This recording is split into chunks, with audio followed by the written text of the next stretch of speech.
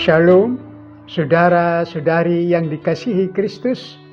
Jumpa kita dalam kesempatan ini melalui renungan harian GKI Kuitang.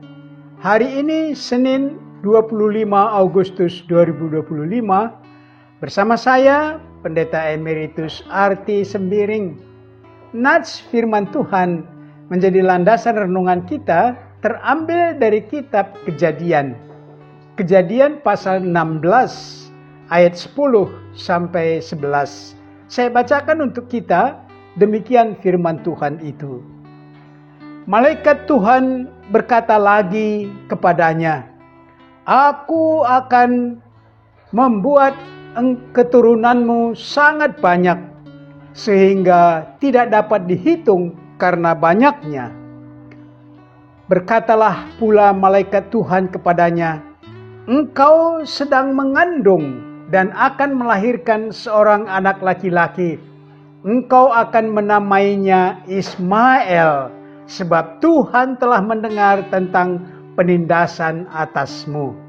Demikian firman Tuhan ini, dan pokok pikiran kita, pokok percakapan kita berbunyi, apalah arti sebuah nama? Bagian keempat. Saudara-saudari yang dikasihi Kristus, pokok renungan hari ini tentang nama, yaitu Ismail. Ismail adalah anak Abraham. Dia bersaudara tiri dengan Ishak. Status Ismail dan Ishak sangat jelas bersaudara. Satu bapak tetapi berbeda ibu. Ismail ibunya Hagar dan Ishak ibunya Sarah. Kelahiran Ismail sebagai bukti bahwa Abraham adalah pria tulen, secara alamiah mampu memberi anak bagi istrinya. Buktinya ketika Hagar diberikan oleh Sarah kepada Abraham sebagai istri, maka tiba saatnya Hagar mengandung dan melahirkan seorang anak laki-laki. Sedikit keadaan terbalik. Saat Hagar sudah mengandung, maka dia sempat berbangga di hadapan Sarah, yang membuat Sarah sangat tersinggung atas sikap Hagar yang sedang hamil. Dalam masa kanak-kanak Ismail, Tuhan memberi aturan sunat. Maka Abraham dan Ismail bersama semua anak laki-laki di rumahnya disunatkan. Sedangkan Sarah secara alamiah tidak mampu mengandung, atau dia perempuan mandul. Tetapi Sarah mengandung juga dan melahirkan anak laki-laki yang adalah penggenapan pemenuhan janji Tuhan kepada Abraham, yaitu Ishak. Saudara-saudari, kita coba memahami nama Ismail dari ayat renungan kita. Nama Ismail sendiri memiliki arti Allah mendengar.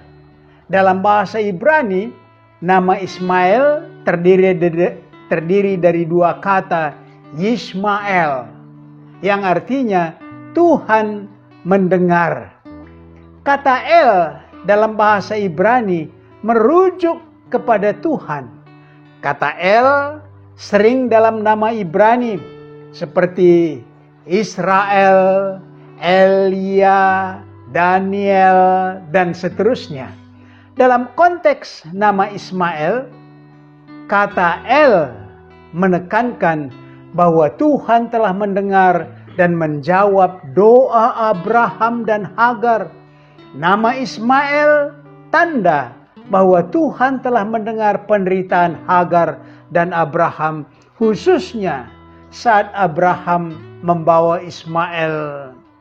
Saat Hagar membawa Ismail yang harus keluar dari rumah Abraham, Hagar mengembara di padang gurun Berseba.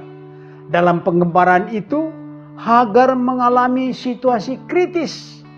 Persediaan air sudah habis, sehingga Hagar dan Ismail kehausan di padang gurun itu dan hampir tidak sadar diri.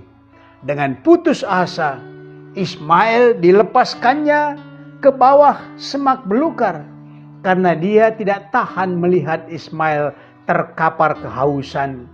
Tetapi dalam suasana kritis itu, Tuhan mendengar rintihan Ismail dari tempatnya terbaring.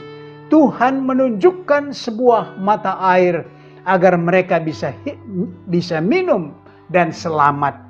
Mereka tidak kembali kepada Abraham, tetapi tinggal di daerah Paran. Di sanalah Ismail menikah. Mari kita aplikasikan renungan ini dengan pokok berikut.